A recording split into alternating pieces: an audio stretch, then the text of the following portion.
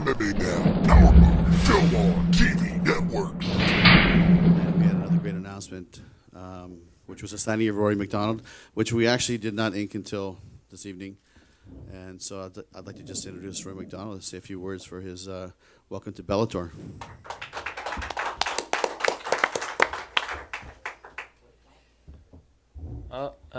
It's an honor. You know, it's been a long time in the making. You know, I've had a lot to consider in probably over a year.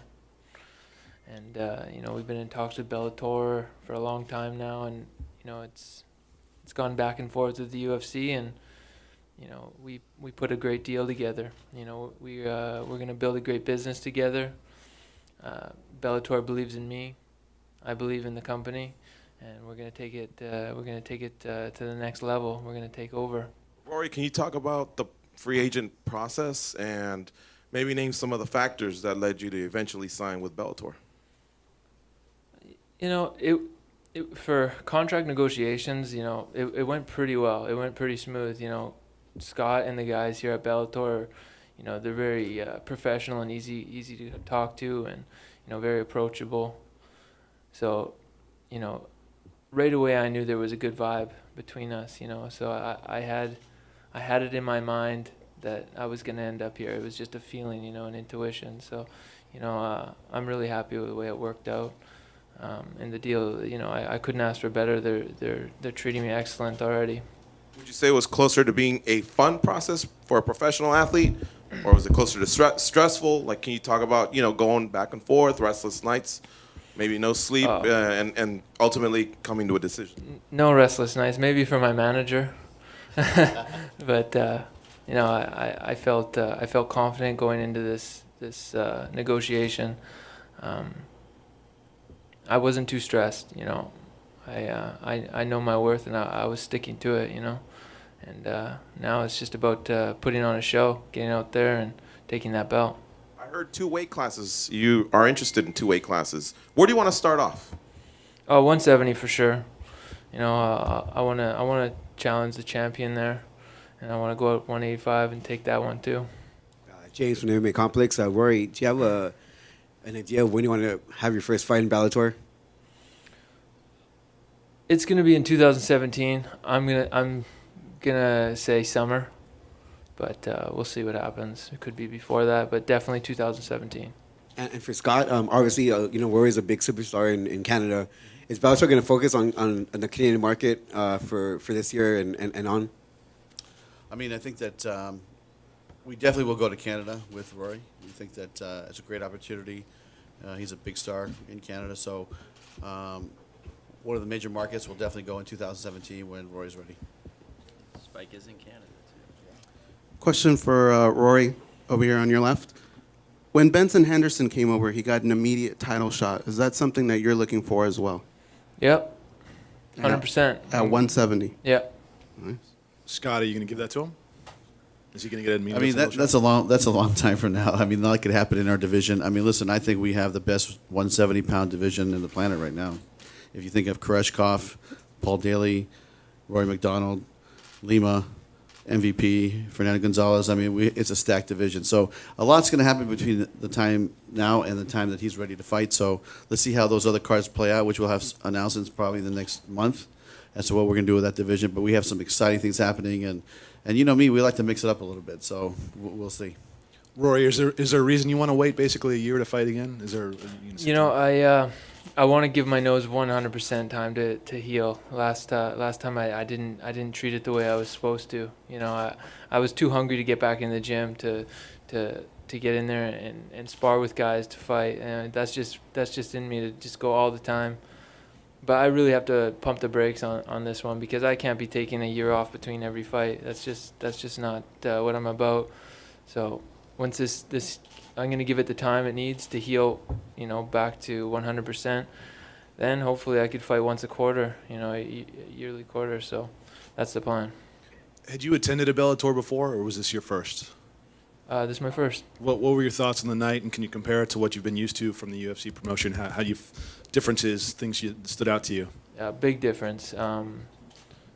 the production of the show is just stands out right away. You know, that the big the screens, the entrances, you know, it's just they do it bigger. They do it right here. It's a fight show here. You know, they want to promote a fighter. They want to build it. It's just it's not generic where everyone's wearing the same thing. You know, we get to be our own individual self and promote ourselves. You know, whereas you know, where I was before, everyone's wearing the same uniforms now. We're all walking out of the same boring, you know, dressing room out of the gate. You know, it's boring. People are tired of that. Rory, when you say right here, when you say that UFC didn't match the offer, that means they didn't offer you anything, or they get close to it. They offered, and they gave a decent offer, but you know, I just don't feel it was anywhere near, you know, what Bellator was giving me, and you know, there's also other factors that aren't monetary. You know, there's a lot of opportunity that Bellator is giving me. The belief that they have in me, the weight that they're putting on me to promote me to go into Canada. You know, we're gonna take Bellator into Canada and we're gonna do it big. You know, we're gonna reinvigorate that market, and those fans are gonna get a proper fight show again. Your adaptation process here in Bellator. Yeah, it's a fight, man. I'm gonna walk down that cage. I'm gonna get into a scrap. I'm gonna knock people out. Scott, any other targets? You're bringing talent, a lot of talent right here to the company. Any other targets? You know, there's there's the free agent market. You know, is something that comes up from time to time, and not every free agent that has approached us or come to us and said, "Hey, you know, we're a free agent now. We'd like to have you guys engage with our fighters," but not every free agent did we want to pursue.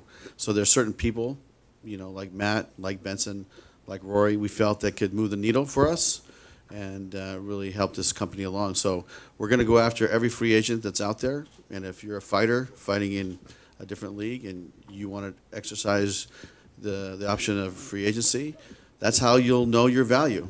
And to me, I think Rory did the right thing, and why wouldn't you? Because if you don't, you're going to only know what one company is offering, you know. And this is good for the MMA industry, not just for Bellator or whoever. I mean, you need to have two buyers. When there's only one buyer, then the price will ultimately go down at the end of the day. All right, couple questions for Rory. I'll start first with Twitter. I mean, you coming over, we've done, I think, over 100,000 social media impressions alone, and some of the questions that come up are, how much did the Reebok deal and the UFC sale factor into your decision? You know what? It wasn't a major thing for me, but you know, it's a part of it. You know, like I was saying before, we walk into that cage like every single other person out there on the roster. We're basically like a robot walking in the cage with the same jersey on. There's no difference between this guy and this guy. It's boring. I find it's very plain. You know, I understand that where they were trying to go with it, but that's just not fight sport. You know, there's no personality there. Is it more of you feeling not appreciated? You made 59,000 in your last two fights when you've had multiple fights underneath your belt, and you got guys making a lot more. Did that have to do with your tenure with the UFC and what you did for them? Before that, my title fight in the UFC, I was all about just the fighting. You know, I always was like, the money will come. I'll deal with it when the time is right. I just wanted to get in there and fight as much as possible, fight the best guys, and I think that's the spirit a lot of the fighters are carrying now. They don't want to worry about the business end of it, but you know, times are changing. People are starting to be more aware, you know, that we got to start making some profit out of this, not just the promoters. And the tide is turning. And for me, that title fight against Robbie was an eye opener. It was like, okay, we got to the show where you know you wanted to go, didn't work out, but now it's the time to start, you know, making some money. Does it hurt when like someone like Cowboy Cerrone doesn't even listen to an offer that you may have on the table? Does that hurt fighters and what you guys are trying to do moving forward in the future? I think that just hurt himself, really. That's a personal decision on his behalf. I don't know his deal. I don't know too much about that. But you hurt winning your last fight? going in, my nose was broken. That was it. I knew it was busted before, so I mean that's it.